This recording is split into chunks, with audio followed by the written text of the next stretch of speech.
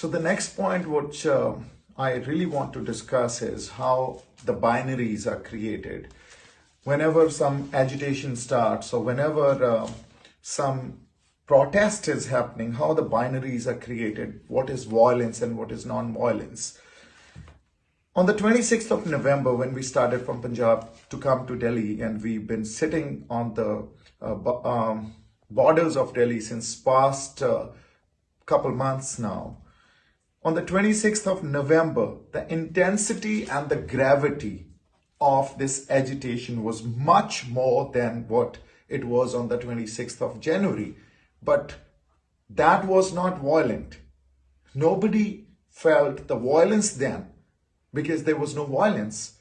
But when, as per your convenience, you had to create a binary and create some issues out of it, media wanted their stories, political parties wanted their issues, then it became a violent protest, or it was a violence. I want to understand what violence was there within the Red Fort.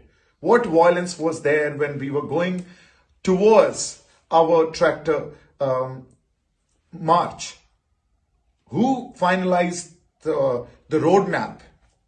I started where I was at night at 11 o'clock in the morning, because at 7 a.m. I went and slept on the 25th night, and that was not virtually, but 26th morning. I slept for a couple of hours when I started.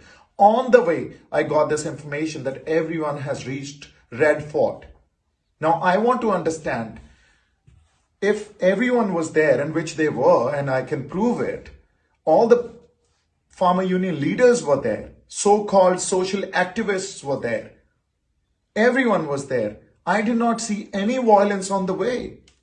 Yes, there was a little bit of violence or some incidents elsewhere, but towards Red Fort, there was nothing. There must be some water cannons. There must be a little bit of, breaking the barricades. But that's not called violence. We've done much more on the 26th of November. Why it was never called a violence then? Because it never suited you then. So what is this happening? These double standards, this kind of hypocrisy, where do we get it from? This is how we are going to deal with issues. This is how we are going to deal with social, political, environmental, even for that matter, our physical issues.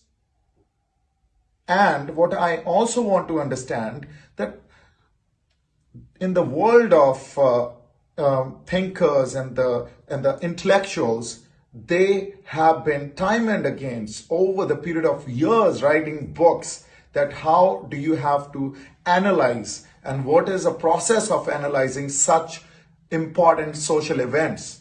But how do we analyze? We always associate it with people because we need somebody to blame, and that's how I was blamed for it. And again, I'm saying, am I a terrorist that I'm booked for?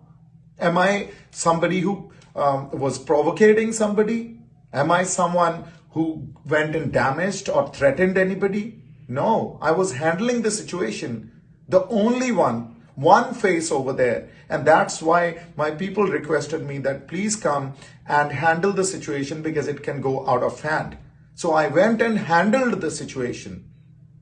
I can also show, and it is there on my Facebook page, the speech and the words I've spoken from Red Fort. Time and again, I was repeating, be peaceful. We got to sit here. Let's wait for our farmer union leaders. But nobody, they all were outside, but nobody had come in because nobody wanted to take the responsibility.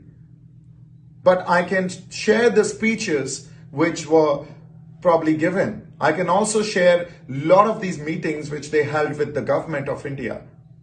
I don't know what is going on. I was not part of those meetings. So please question either the establishment or the farmer union leaders. I was the only known face and I handled the situation with a lot of courage, and then I was blamed. This is ridiculous. And thereafter, because earlier I used to talk in Punjabi, but thereafter when I went out of that place, I went and sat on a tractor and started addressing in Hindi because I wanted a national media and people all over the country to hear and know what the truth is. Nobody heard it because it was not a space, because such a propaganda started against me. I do not know. Are we that insensitive? Where is humanity? Who is provocating? And why are you guys putting blames in terms of that, look, this guy is a radical or he is a terrorist? I'm a Sikh and we've been raised with this principle where it was taught, Manas ki jaat sabe eko pehchanbo. Recognize the entire human race as one. This is universal. This is not radical. We were taught Guru Nanak Dev Ji's principle, saying Sarbat da Pala. So this is what we believe in. This is how I've been raised. No, we are not radicals. We are not anti-national. We are not terrorists.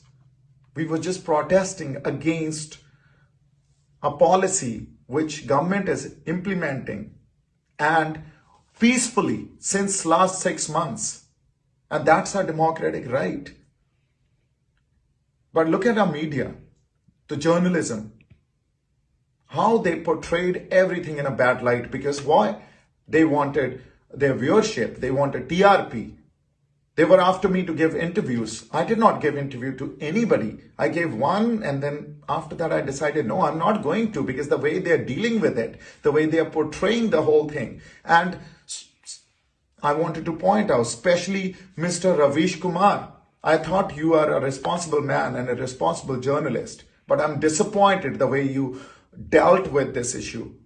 Did you talk to me? You spoke about me. I was called a traitor. He did not bother to talk to me. Because why? Because their story had to go in the prime time. Such irresponsible behavior. This is the fourth pillar of a democracy, the media. And the political ideologies are running it. You guys have that division that's a certain probably media houses or group of media belongs to one political party and a certain belongs to another political party. This is how a country works. This is how you guys create a narrative, and then people are forced to believe it, because they'll only know what you'll show. Nobody will show the truth. They'll only show what is selling today. I am seriously amazed and shocked.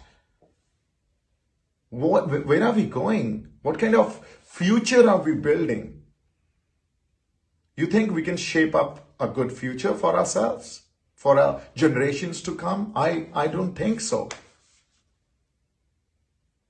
So, and based on 2 photos which were clicked during Mr. Sunny Deol's campaign, one with the Prime Minister, another with the Home Minister. You guys have made me a BJP or RSS man that I've been planted. This is your intellect and your standards. This is how a planted man would work, the kind of issues I've raised. And what was it? An empty flag post. I am a citizen of this country. Red Fort belongs to me as well, as much as it belongs to you. And I, being a citizen of this country and a person who was known, a person who probably people would listen a little bit, went over there and handled the situation. Before me, the entire process already started, that our people saw an empty flag post. All what they've done, they've put Nishan Saab and farmer's flag over there. And the national flag was already there. Nobody touched it. Nobody disrespected it. But how it was all portrayed, that we are actually there to disrespect our national flag. We are there causing violence. We are threatening the cops.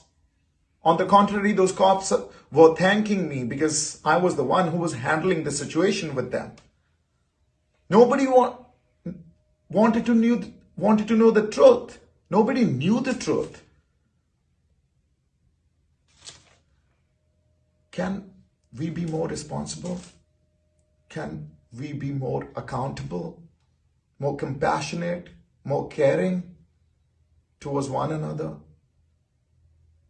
Can we stop dealing with issues like this with such insensitive, behavior? I think it's time for us to change. I've been running away from cops. Why? See my track record. I was a law student, became a lawyer, started practicing, practiced in Bombay High Court, practiced in Supreme Court with so-called every name, Mr. Salve to Mukul Rohtgi to Aryama Sundaram to Mr. U.V. Lalit to Mr. Lot of others. I went and briefed all of them. And today, where am I sitting? In some Haryana village, in some kotha, with a family which is staying in the farms, and I'm on the roads running away from cops. And what have I done? That I raised these issues. I pointed out certain atrocities in the system. The kind of suppression and repression is there in the system. I really request you guys to think about it. That's all. I just wanted to share a little bit. And then, during lockdown, when we had COVID-19 situation, you guys, lot of these guys would look at Nishan Sahib and they would go towards it because there was a Gurdwara Sahib where langar was getting served. Then you did not have a problem from that Nishan Sahib. When our army goes and fights the Chinese at the border, they carry Nishan Sahib, then you don't have a problem. But when we are asking for our rights and Nishan Sahib, farmer's flag, our Indian flag is there, all three spirits are fighting this together, then you think it's religious? No, it's not religious. It's a way of life. It's that diversity which we have in this country, and we call it unity in diversity. Kindly do not tolerate diversity. Accept it. Acceptance is more important than tolerance. Tolerance portrays arrogance. We really need to think about these issues. We really have to be a good human beings and believe in humanity rather than getting divided and saying that, oh, so-and-so is a hardliner, or he's a terrorist, or he's a Khalistani, or so-and-so. You guys take care. Thank you so much.